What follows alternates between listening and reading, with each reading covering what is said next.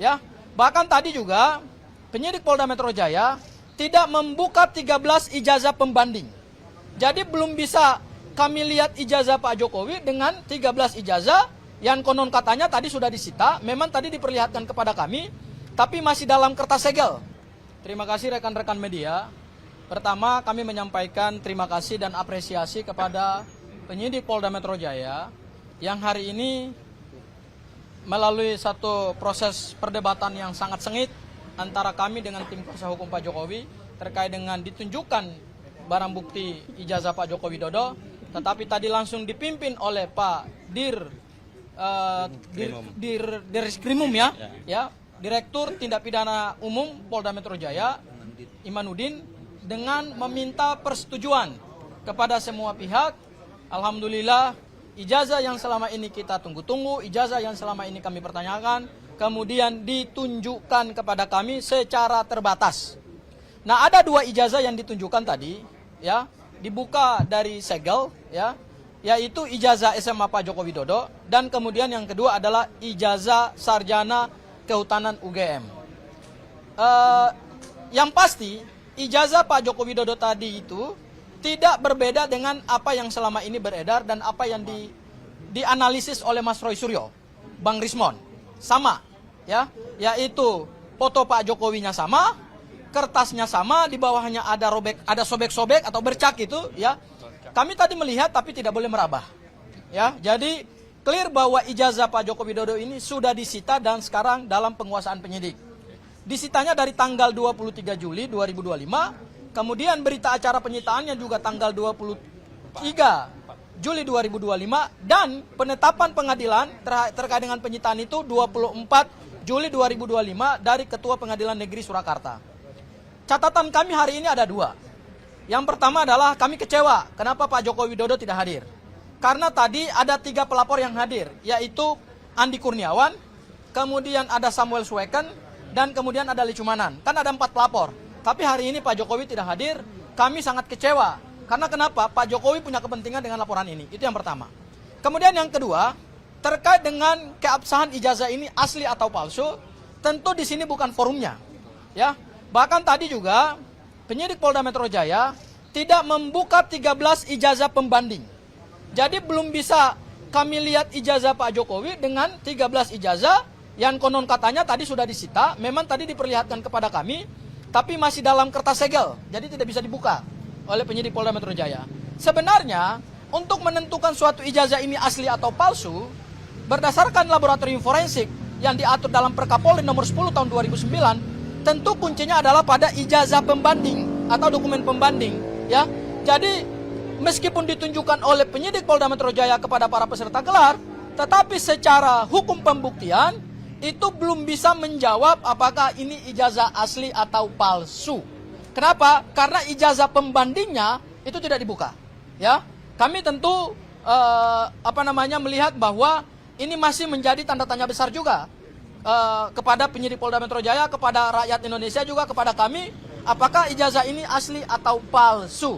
Karena hasil laboratorium forensik yang tadi dijelaskan oleh penyidik Polda Metro Jaya itu hasilnya hanya identik. Identik dengan siapa? Identik dengan 13 ijazah pembanding. Dan 13 ijazah pembanding itu tidak dibuka. Dan kemudian tadi terkait dengan hasil gelar laboratorium forensik juga tidak dijelaskan secara gamblang apakah 13 ijazah pembanding ini ada pernyataan atau berita acara keabsahannya nggak dari UGM. Kami juga nggak tahu ini ijazahnya ijazah siapa. Ya, sehingga memang masih ada tanda tanya yang hari ini kami dapatkan dalam gelar perkara khusus ini. Mungkin itu Bang Aka yang bisa saya sampaikan. Ada yang mau tambahkan? Ya, Bu Kurnia dulu, silakan. Bismillahirrahmanirrahim. Assalamualaikum warahmatullahi wabarakatuh.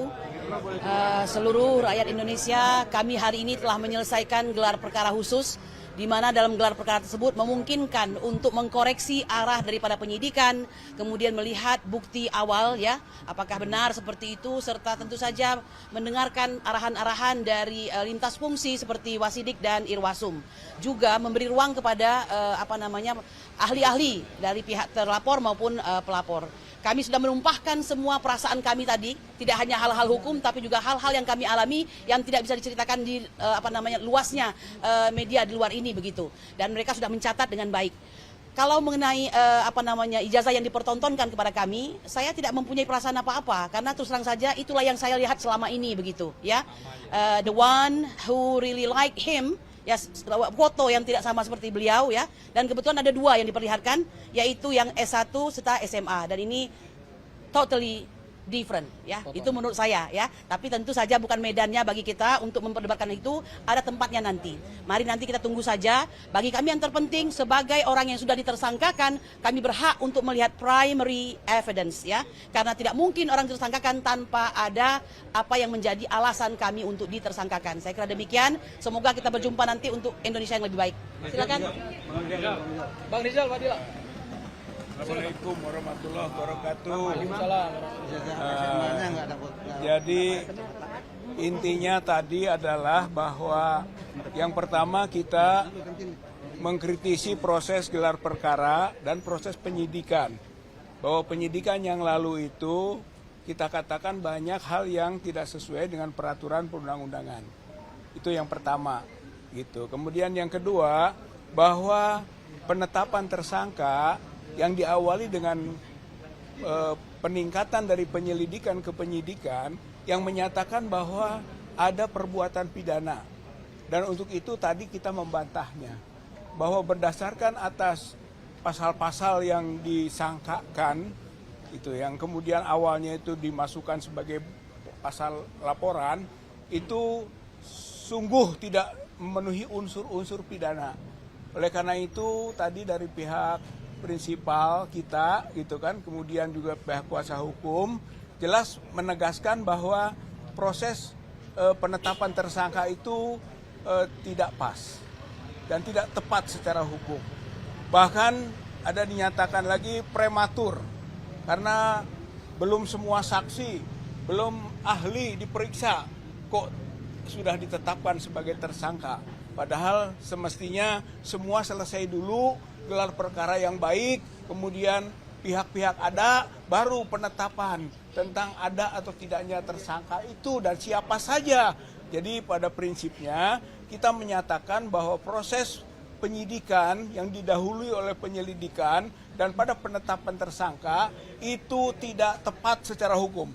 Itu menjadi perjuangan kita. Nah kemudian yang ketiganya barulah dimintakan tentang dokumen inti.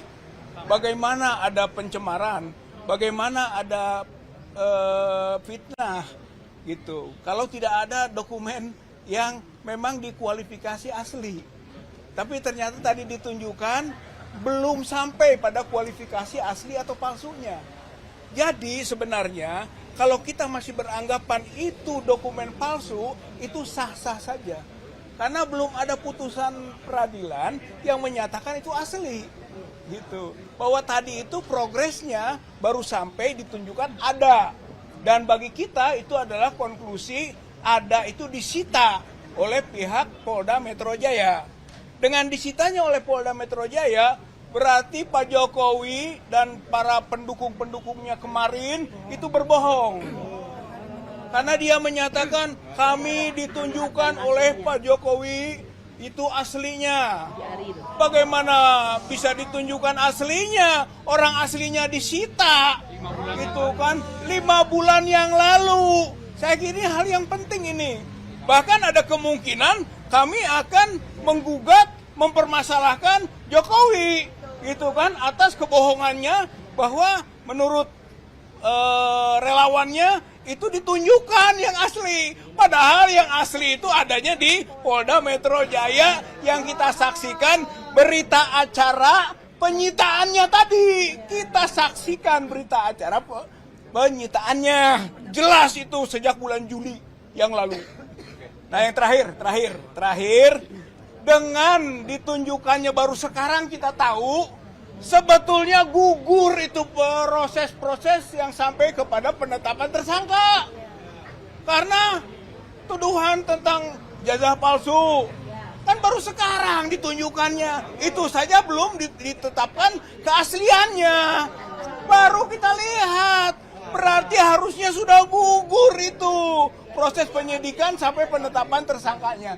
Saya kira ini poin pentingnya dan itulah yang akan kita jadikan bahan perjuangan berikutnya tentang pembuktian berdasarkan laboratorium forensik ataupun laboratorium lainnya yang menunjukkan bahwa ijazah itu tidak asli. Bang Rustam. Sini, Bang. Sini. Bang Rustam sini. Ini. Bismillahirrahmanirrahim. Assalamualaikum warahmatullahi wabarakatuh. Hasil gelar perkara tadi menurut saya ini hal yang biasa-biasa aja. Karena diperlihatkannya itu ijazahnya persis seperti apa yang telah dianalisa. Yang beredar di sosial media, yang dianalisa oleh Mas Roy Suryo, Rismon, dan Dr. Tifa. Justru saya malah meyakini itu fotonya siapa, kacamatanya siapa, mulutnya siapa, rambutnya siapa, telinganya siapa, kumisnya siapa gitu loh. Nah artinya akan tiba ini nanti di pengadilan, saya malah justru yakin ini palsu gitu loh. Karena yang dianalisa tuh gak jauh persis seperti itu gitu loh. Nah, oleh karena itu saya berharap dukungan seluruh rakyat Indonesia untuk membuka sebenar-benarnya apakah itu ijazah milik Jokowi, apakah juga itu ijazah yang dikatakan Dr. Zul. Kalau ijazah itu namanya sama, kuliahnya di UGM, tapi bukan Jokowi yang sekarang jadi presiden gitu loh. Nah, yang kemarin jadi presiden. Kira-kira seperti itu. Wabillahi taufiq wal hidayah. Wassalamualaikum warahmatullahi wabarakatuh. Ya, penutupnya ya, saya kasih tahu dari hasil gelar itu bahwa poin yang didapat benar pihak dari Polda memberitahukan. Namun tidak sempurna dalam pemberitahuan. Kenapa? Karena pembanding yang 13 itu tidak ditunjukkan. Seharusnya kalau equality before the law, adil, fair, tunjukkan saja, kan nggak repot gitu loh. Supaya pembanding itu bisa kita lihat dengan hasil yang dikeluarkan ijazah dari Joko Widodo Presiden ke-7. Nah ini tidak, nah karena tidak saya juga heran kenapa gitu loh. Padahal pembanding itu tadi yang dijelaskan oleh Bang Sangaji ya dan Kozi itu penting sebagai bahan pertimbangan bahwa ini adalah asli atau tidak pembanding. Saya kira itu aja. Thank you. Assalamualaikum warahmatullahi wabarakatuh. Subscribe, share, like, and comment. Subscribe, share, like, and comment. Subscribe, share, like, and comment. Subscribe, share, like, and comment. Subscribe, share, like, and comment.